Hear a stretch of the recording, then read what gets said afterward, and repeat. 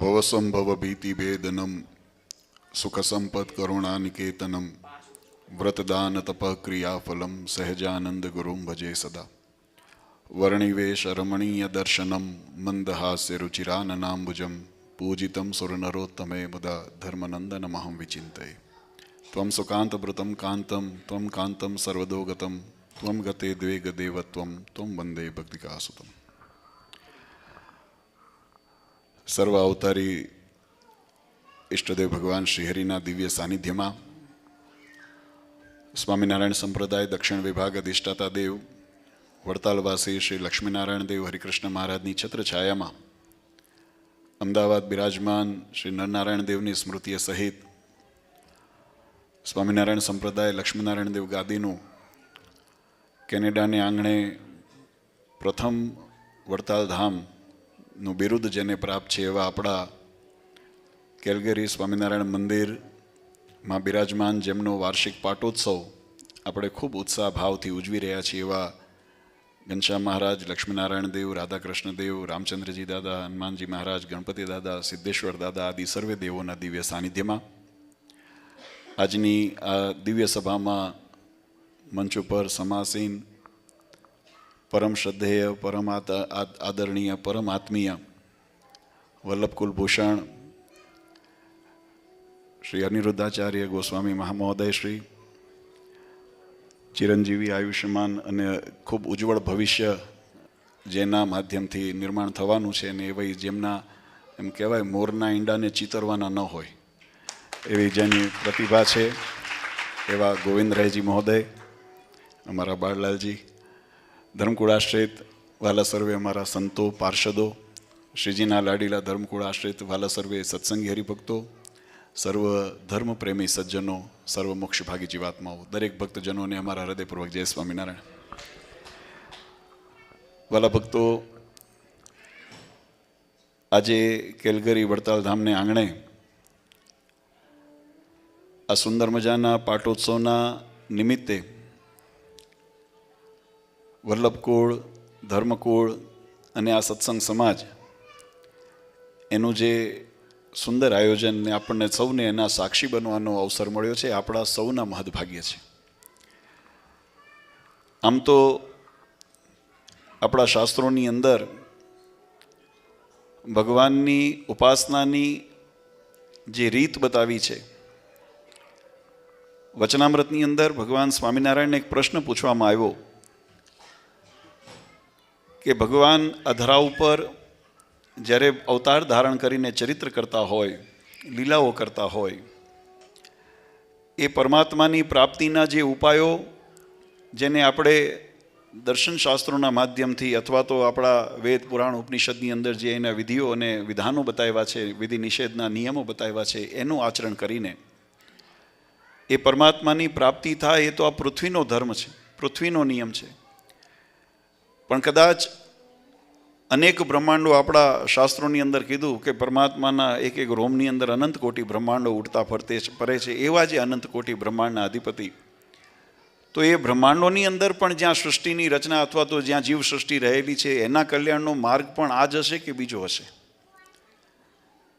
ત્યારે ભગવાન શ્રીહરિએ એનો બહુ સુંદર ઉત્તર બતાવ્યો છે. મહારાજ કહે કે પરમાત્મા જે પોતાના ધામની અંદર સદા સાકાર દ્વિભુજ દિવ્ય મૂર્તિ બિરાજમાન રહે છે, એ જ પરમાત્મા જીવાત્માના કલ્યાણને અર્થે આ ધરાધામ ઉપર મત્સ્ય, કચ્છ, વરાહ, નરસિંહ આદિ અવતાર ધારણ કરીને જે પરમાત્માએ મોક્ષનો ધર્મ છે એ ધર્મના સંરક્ષણ અને સંસ્થાપનને અર્થે પરિત્રાણાય સાધુનામ વિનાશાય છે દુષ્કૃતામ, પોતાના ભક્તોના રક્ષણને માટે, પોતાના ભક્તોના લાડ કોડને પૂરા કરવા માટે આ ધરા ઉપર પધારે છે.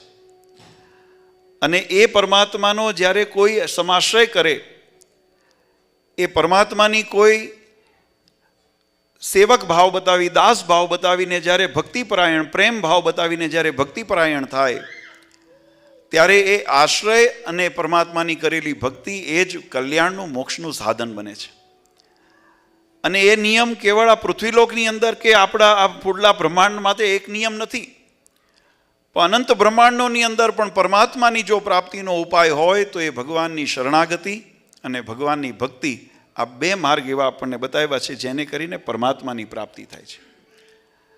આ રીતને પ્રવૃત્તવા માટે થોડા વર્ષો પહેલા રાજકોટની અંદર એક પ્રસંગ હતો અને શારદા શંકરાચાર્યજી મહારાજ એમાં પધાર્યા હતા અને સંતોને અમે બધા હાજર હતા. મહારાજે એક બહુ સુંદર વાત કરી હતી કે કોઈ આ સનાતન ધર્મની પરંપરાઓની અંદર આપણને જે વિવિધતા દેખાય છે એ પરંપરાનો હેતુ શું છે? કારણ કે દરેક જે વ્યવસ્થા અથવા તો જે દરેક પરંપરાઓ જે જ્યારે શરૂ થઈ ત્યારે અલગ અલગ દેશકાળ અને અલગ અલગ સમય પ્રમાણે થઈ છે.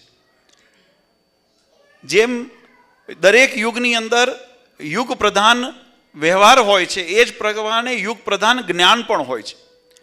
અને એ જ્ઞાનની પ્રવૃત્તિને પ્રવૃત્તવા માટે મહાપુરુષોના આધારા ઉપર આગમન થાય છે અને એ સમાજને એ જ કલ્યાણનો માર્ગ જેને વૈદિક માર્ગ કહેવામાં આવે છે એ વૈદિક માર્ગને અલગ અલગ પરિભાષાની અંદર અલગ અલગ રૂપની અંદર સમાજ સમક્ષ પ્રસ્તુત કરે છે અને સમાજને એ માર્ગ ઉપર અગ્રેસર કરે છે, જેને આપણે સંપ્રદાયોની પરંપરાની શૃંખલામાં ઓળખીએ છીએ.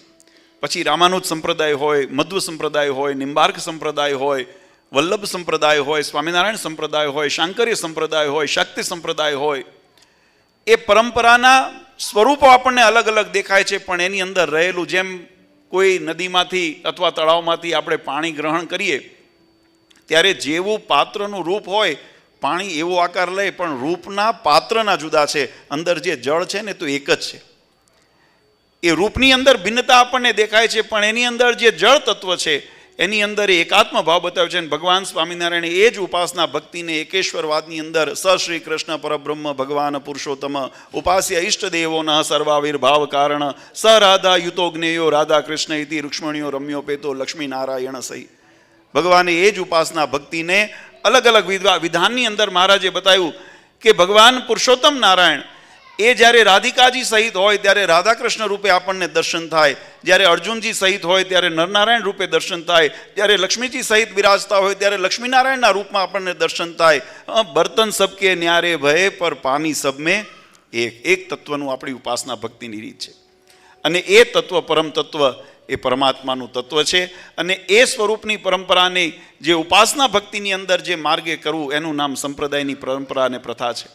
અને એટલા માટે ભગવાન સ્વામિનારાયણે જો કે પૂર્વ વક્તાઓએ ખૂબ સુંદર આપણી સમક્ષ જે વાત એકેશ્વરવાદની ને જે પરંપરાના સંબંધોની વાત કરી, ભગવાન સ્વામિનારાયણે શિક્ષાપત્રીની અંદર વૈષ્ણવરાજ એવા વિઠ્ઠલનાથજીના જે વ્રતોત્સવના નિર્ણયો એને સંપ્રદાયની અંદર સ્વીકારીને મહારાજે એકરૂપતા બતાવી કે એ નિર્ણય અનુસરીને, એટલે આપણા માટે તો ઘણી વખત અમારે દુવિધા થાય ને, 2 એકાદશી આવે, 2 નોમ આવે, 2 પૂર્ણિમા આવે, આવા જ્યારે તિથિઓના આવે અથવા તો ક્યારે કરવું, અગ્રહણ આવે ને ક્યારે પાળવું. અમે સીધો ફોન મહારાજશ્રીના ભ્રાતાશ્રી છે વિકી બાવા, અમે તરત ફોન કરીએ, મહારાજશ્રી તમે શું કરવાના છો? એ કે અમે આમ અમારે ફોલો. આપણી તો પરંપરામાં બહુ સરળ થઈ જાય છે, કારણ કે આપણે મહારાજ આજ્ઞા કરીને ગયા છે કે એ નિર્ણય વ્રતોત્સવના જે હોય અને એ આપણી પરંપરા. ખેર વધારે આપણે સમય નથી લેવો, પણ આજનો આપણો દિવસ આપણા આંગણે જો કે આપણી પ્રતિષ્ઠા થઈ ને, જો આ એકાત્મ ભાવ સનાતન ધર્મની એકાત્મ ભાવ, કારણ કે પ્રતિષ્ઠા થઈ એના પૂર્વે જ્યારે આપણું મંદિરની જગ્યા અને પ્રોપર્ટી લીધી હતી ને આપણે ત્યાં સત્સંગની શરૂઆત કરી હતી ત્યારે વડોદરાથી દ્વારકેશલાલજી મહારાજશ્રી મહોદયશ્રી એ પધાર્યા હતા અને એ સભાની અંદર આપણને અહીંયા આગળ એમના ચરણ કમળ એ પાવન કર્યા હતા. અને પ્રતિષ્ઠાપતિ પહેલો આપણો પાટોત્સવ, પહેલો પ્રતિષ્ઠાનો આપણો ઉત્સવ, અને એની અંદર આપ અનિરુદ્ધાચાર્ય મહારાજશ્રી પણ અહીંયા આપણે પધારીને આપણને, એટલે આ પરંપરા, આ પરસ્પર સત્સંગની આત્મીયતા અને પરસ્પર આપણા સૌની જે સનાતન પ્રત્યેનો ભાવ છે એને આજે ઉજાગર કરતા. અને વિદેશની ધરતી ઉપર મેં મહારાજશ્રીને કીધું, મેં કહ્યું ભારતમાં તો અનેક વખત પ્રસંગોપાત મુલાકાત થતી હોય અથવા તો એકબીજાના, પણ વિદેશની ધરતીના કંઈક ભાગ્ય હશે કે આપના ચરણ અહીંયા, આપની ઉપસ્થિતિ અને હજારો હરિભક્તોને એના દર્શનનું સુખ આવે. એટલે આપણે બધાએ ખરેખર બહુ ધનભાગી છીએ. વધારે સમય આપણે નથી લેવો. એક ટૂંકના 2 શબ્દો આપણી સત્સંગની જે રીત છે અને સત્સંગની જે પ્રવૃત્તિ, એની અંદર જે બધા યુવાનોએ, ભક્તોએ, વડીલોએ જે તમારી તન મન ધનથી સેવા કરી છે એ સેવાને શિક્ષાપત્રીની અંદર ભગવાન સ્વામિનારાયણે બહુ સુંદર વાત કરી. તત્ર કૃષ્ણ સેવા મુક્તિશ્ય ગમ્યતામ. મોક્ષની રીત શું છે? તો મોક્ષની રીત સેવાથી નિર્ભર થાય છે. અને જેવી પ્રકારે સેવા એટલે સમર્પણ. આ વાતને સમજવા જેવી છે. સેવાનો ભાવ માત્ર દેહે કરીને કરીએ અને એની અંદર દેહાભિમાન, અહંકાર વગેરેનું જો દર્શન થાય ને તો એ સેવા નથી. એ સેવા નથી. જગતની દ્રષ્ટિએ ભલે આપણે માનતા હોઈએ કે અમે આટલું મોટું કામ કર્યું, અમે આટલી મોટી દાન કર્યું, અમે આટલી મોટી કોઈ વ્રત કર્યા, કોઈ તપ કર્યા, કોઈ ઉત્સવ કર્યા, અમે મોટું કર્યું, પણ જ્યાં દેહાભિમાન ને અહંકાર યુક્ત થાય છે ને પછી એ સેવા નથી રહેતું. જ્યારે એની અંદર નિર્દંભપણું આવે, નિર્માનીપણું આવે, દાસત્વપણું આવે અને ભગવાનને પ્રસન્ન કરવાનો, ભગવાનને રાજી કરવાનો એની અંદર જ્યારે ભાવ બળે ને ત્યારે જ એ સેવા થાય છે. અને ત્યારે ભગવાનના સ્વરૂપની અંદર અનુરાગ થાય, અને ત્યારે ભગવાનના સ્વરૂપની અંદર અનુરાગ થાય ને પછી જે કાર્ય કર્યો ને એ ભક્તિ પરિણમે. અને એ પરમાત્માની ભક્તિ ન તદ્ભાસ્ય તે સૂર્યો ન શશાંકો ન પાવક યદગત્વા ન નિવર્તનતે તદ ધામમ પરમ મમ. એ પરમાત્માના ધામની પ્રાપ્તિ કે યદગત્વા ન નિવર્તનતે, જ્યાં જઈને પછી જીવન પુનર્જન્મ ન વિદ્યતે, ફરી જન્મ મરણના ચક્રમાં ન આવવું પડે, ફરી કર્મ અને માયાના બંધનમાં ન બંધાવવું પડે, ફરી આ ત્રિવિધ તાપની અંદર ન તપવું પડે, ન ફરી જગતના શ્લોક અને ક્લેશને અનુભવવા પડે. એના માટેની પરમપદની પ્રાપ્તિ, એ મોક્ષપદની પ્રાપ્તિ, એ બ્રહ્મરૂપની પ્રાપ્તિ, એ પરબ્રહ્મના આત્મીયતાની પ્રાપ્તિ, એકાત્મ ભાવની પ્રાપ્તિ, એનું નામ આપણા શાસ્ત્રોએ મોક્ષ કીધું છે. અને એનો માર્ગ જો પ્રશસ્ત થતો હોય ને તો આ સનાતન વૈદિક પરંપરાના જે ઉપાસના ભક્તિની રીત છે એના દ્વારા થાય છે. અને એના પોષણને અર્થે જેમ પૂર્વે મહારાષ્ટ્રીએ પણ કીધું, સંતો પણ 2 દિવસથી આપણે કથાની અંદર એનો મહિમા સમજીએ છીએ કે જગતનું ભેગું કરેલું આ જગતમાં રહેવાનું છે. આજે અમે પધરામણીમાં ગયા હતા, ત્યાં પણ અમે વાત કરી કે જગતની અંદર બંને, અને એવું પણ નથી કે મોક્ષ માટે કોઈ તમને અલગથી સ્પેશિયલ જન્મ મળવાનો છે. કોઈ એવું ન માને કે 84 લાખ યોનિની અંદર એકાદ જન્મ તો ભગવાન આપશે ને કે એની અંદર ખાલી ભગવાનનું ભજન કરીને ધામની મોક્ષની પ્રાપ્તિ કરીએ. એ આ પેરેલલ જ ચાલે છે. આ જીવનની અંદર આ બંને લૌકિક જીવન અને અલૌકિક જીવન બંને પેરેલલ ચાલે છે. જડ જીવન અને ચૈતન્ય જીવન બંને પેરેલલ ચાલે છે. દેહનું જે કાર્ય આપણે જેટલી સંભાળ લઈને કરીએ છીએ, દેહના સુખ માટે જેટલી આપણે મજૂરી કરીએ છીએ, જેટલી મહેનત કરીએ છીએ, પુરુષાર્થ કરીએ છીએ, દેહના સુખ માટે જેટલી કાળજીને જીવંત રાખીએ છીએ, એટલી જ જવાબદારી, એટલું જ આપણું જે ધ્યાન એ આપણા આત્મકલ્યાણ તરફ માટે જો રાખવું હોય તો એને પેરેલલ રાખવું પડશે. અને અમે તો ઘણી વખત કહીએ છીએ શાસ્ત્રોએ છે ને સુખ ભોગવવાનો નિષેધ નથી કર્યો. આ વાત બહુ સમજવા જેવી છે. ઘણી વખત વૈરાગ્યની વાતો જ્યારે થતું હોય એ તો પ્રકૃતિ સ્વભાવ છે. અમારા સંપ્રદાયની અંદર એક પ્રસંગ બન્યો, જ્યારે મારા દાદા ખાચરની જાન લઈને ભટવદર જવા નીકળ્યા. દાદા ખાચર ભગવાનના એકાંતિક ભક્ત હતા અને મહિમા ખૂબ સત્સંગનો, સંપ્રદાયના 6 અંગોનો, સંતોનો ખૂબ મહિમા.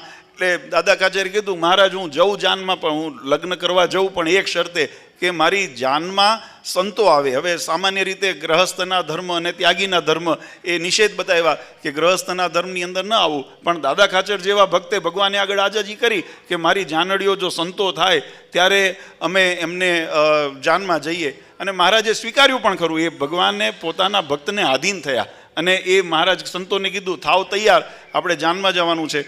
જાનમાં ગયા એટલે નિષ્કુળાનંદ સ્વામીને, હવે જાનમાં જઈએ એટલે લગ્નની અંદર તો ફટાણા હોય, ગાણા તો હોય ને, આપણા વ્યવહારની અંદર બધા અનુભવ. આમાં કેટલા ઘોડે ચડવાના, લો એ તૈયારી તો છે જ, હા નક્કી થઈ ગયું છે. તો બધાને અનુભવ છે કે એમાં ગાણા હોય. એટલે મહારાજે સંતોને આજ્ઞા કરી. એટલે નિષ્કુળાનંદ સ્વામી ભગવાનના એકાંતિક ભક્ત, જે અષ્ટાંગ આપણા સંપ્રદાયના અષ્ટ કવિઓની અંદર જેમનું નામ છે અને જેને વૈરાગ્યના મૂર્તિ કહેવા, સાક્ષાત મૂર્તિ કહેવામાં આવે, નિષ્કુળાનંદ સ્વામીએ કીર્તન શરૂ કર્યું, ત્યાગ ન તકે વૈરાગ વિના કરે કોટી ઉપાય. મહારાજ કે રાખો માંડ અમને સમજાવ્યા ઘોડે ચડવા હારું, અને તમે ત્યાગ વૈરાગની વાતો કરો. એ સંતોનો ધર્મ છે. માયા મોહની અને વિટમણાઓની તમને મુક્ત કરાવવા એ સંતોનું કાર્ય છે. એટલે સંતો તમને ઉપદેશ કરે એટલે એનો ખોટો નથી ઉપદેશ, પણ મહારાજ કે વ્યવહારને આગળ વધારવો પડશે ને, આ પરંપરાને આગળ વધારવી પડશે ને, એમના રાજકાજને આગળ વહન કરવા માટે કોઈક વારસ તો જોશે ને, એટલે અમે એમને તૈયાર કર્યા છે. એટલે મહારાજે કીધું, એટલે પછી રૂક્ષ્મણી વિવાહના પદો સંતોએ લખ્યા. માધવપુરનો માંડવો ને જાદવકુળની જાન, પરણે રાણી રૂક્ષ્મણી વર પુરુષોત્તમ ભગવાન, આવા કીર્તનો રચાણા. પણ કહેવાનો ભાવ એવો છે કે કથાની અંદર ઘણી વખત આપણને જગતના વિષય પદાર્થનો એની અંદર અભાવ ગાવાની અંદર આવવામાં આવે. એનો માત્ર હેતુ એટલો છે કે એની અંદર જીવ બંધાઈ ન જાય. એનો હેતુ એટલો જ છે. જો ત્યાગની ભાવનાથી તેન તકતે ન ભૂંજીતા, આપણા શાસ્ત્રોએ, વેદોએ બહુ સુંદર વાત સમજાવી છે.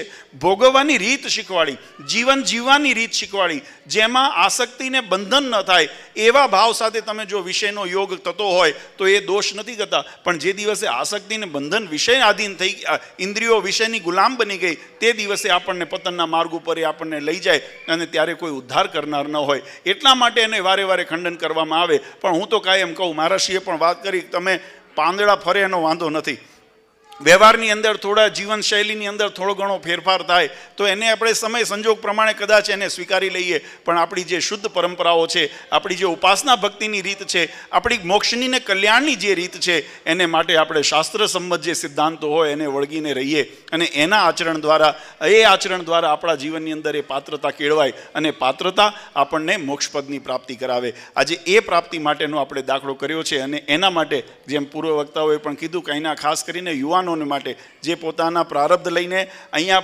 પોતાના જીવનને કંઈક સારું બહેતર બનાવવાના પ્રયાસથી અહીંયા આવ્યા છે, પણ એ ભૌતિક બહેતરની સાથે સાથે આપણું આધ્યાત્મિક ચેતના એ નિસ્તેજ ન થઈ જાય એના માટે આ સત્સંગ અને મંદિર એનું આવરણ આપણને માટે એનો આશ્રય જરૂરી છે. અને એટલા માટે ખૂબ ખૂબ બધાને વધાઈ આપું છું. બધાના સહિયારા પ્રયાસથી આપણને આવું સુંદર મંદિર પ્રાપ્ત થયું અને પ્રગટ એવું પરમાત્માનું વર્ચા સ્વરૂપ એવા ઘનશ્યામ મહારાજ આદિ સર્વે દેવોને આપણા મંદિરમાં આપણે સ્થાપિત કર્યા. આજે એનો પહેલો પાટોત્સવ આપણે ખૂબ ભાવ અને શ્રદ્ધાથી ઉજવીએ છીએ. ભગવાનને પ્રાર્થના કરીએ કે વર્ષો વર્ષ આવા ઉત્સવ થાય અને વર્ષો વર્ષ આપ જેવા મહાપુરુષોનો આપણા શાસ્ત્રોની અંદર 2 પ્રકારના તીર્થ બતાવ્યા. એક સ્થાવર તીર્થ જ્યાં આપણે જાતે જવું પડે, તમે દ્વારકા જાઓ કે હરિદ્વાર જાઓ કે તમે કાશી જાઓ, એ બધા તીર્થોએ આપણે યાત્રા કરવા જવું પડે. પણ બીજું તીર્થ બતાવ્યું જંગમચિદ યદ પદે તીર્થ જાતમ, આવા મહાપુરુષોના જ્યાં ચરણ પડે ને એને તીર્થ બતાવ્યા, તીર્થ સમાન બનાવ્યા. એટલે આપણું આ કેલગરી એક પ્રકારે આજે સંતોની આચાર્ય મહારાજ શ્રી અથવા તો હરિભક્તોને જ્યાં પવિત્ર પરમાત્માના સાનિધ્યની અંદર આપણા સૌનું એકત્રિત થવું, એટલે આ વડતાલ ધામ એટલે આપણું નામ સાર્થક છે કે ભગવાનનું જ્યાં સાનિધ્ય છે અને એવું ધામ આપણને નિર્માણ થયું છે. જે તમે વડતાલ યાત્રા કરો ને ફળ મળે ને એ તમે કેલગરી મંદિરમાં દર્શન કરો ને તમને એ યાત્રાનું ફળ મળે, એમાં જરાય અતિશયોક્તિ નથી. એટલે ખૂબ આજે બધા હરિભક્તોને અમે શુભકામના આપીએ છીએ. વધારે સમય નથી લેવો. પૂજ્ય મહારાજશ્રીને પણ આગળ બીજા કાર્યક્રમમાં જવાની ઉતાવળ હોય અને આપ બધા પણ જેમ મહારાજશ્રીએ કીધું ક્યારના બધા સત્સંગ કરતા હોય બધાને પેટમાં. મને મહારાજશ્રી અહીંયા આગળ હમણાં કોઈ પધરામણીમાં મને પૂછતા હતા સંધ્યા આરતી કેટલા વાગે કરવી. સંધ્યા આરતીનો સમય તો કેટલો આમ શાસ્ત્ર પ્રમાણે જો તો ગૌધૂલીનો સમય બતાવ્યો સંધ્યાનો, બે યોગ સંધિ થતી હોય, પણ અહીંયા સૂર્યાસ્ત 10 વાગે થાય છે, અહીંયા સંધિ ક્યાં ગોતવી મારે. એટલે મેં કહ્યું તમારે ઘડિયાળના કાંઠે કરવું, તમારે ઘડિયાળના કાંઠે તમારે સૂર્યાસ્તની રાહ ન જોવી, નહીંતર તો 10 વાગે રાતે સંધ્યા આરતી થાય. પણ એટલે સમય ભલે આમ દિવસ લાંબો લાગતો હોય પણ આપણે બધાય ઘડિયાળના સમયથી બાંધેલા છીએ એટલે વધારે સમય નથી લેવો. આ બધાને ખૂબ ખૂબ પુનઃ અમે અભિનંદન આપીએ છીએ અને ભગવાનના ચરણારવિંદમાં પ્રાર્થના કરીએ આવો પરસ્પર પ્રેમ, સત્સંગ પ્રત્યેનો આદર અને ભગવાન પ્રત્યેની આપણી નિષ્ઠા એ કાયમ દ્રઢ થઈને રહે અને ભગવાનને માર્ગ ઉપર આજ્ઞામાં રહીને બધા ખૂબ ભગવાનનું ભજન કરો. સર્વે ભવંતુ સુખીના, સર્વે સંતો નિરામયા. ભગવાન સૌને સ્વસ્થ અને સુખી રાખે એવી ભગવાન શ્રી હરિકૃષ્ણ મહારાજના ચરણારવિંદમાં પ્રાર્થના કરી, આપણા મંદિરમાં બિરાજમાન દેવોના ચરણારવિંદમાં પ્રાર્થના કરી. પરમ પૂજ્ય સનાતન ધર્મ ધુરંધર 1008 આચાર્ય શ્રી અજેન્દ્ર પ્રસાદજી મહારાજ, સોગાદીવાળા પૂજ્ય માતુશ્રી અને અમારા સમસ્ત ધર્મકુળ પરિવાર વતી આપ સૌને અનેક અનેક આશીર્વાદ આપી મારી વાણીને વિરામ આપું. બોલો સ્વામિનારાયણ ભગવાનની જય.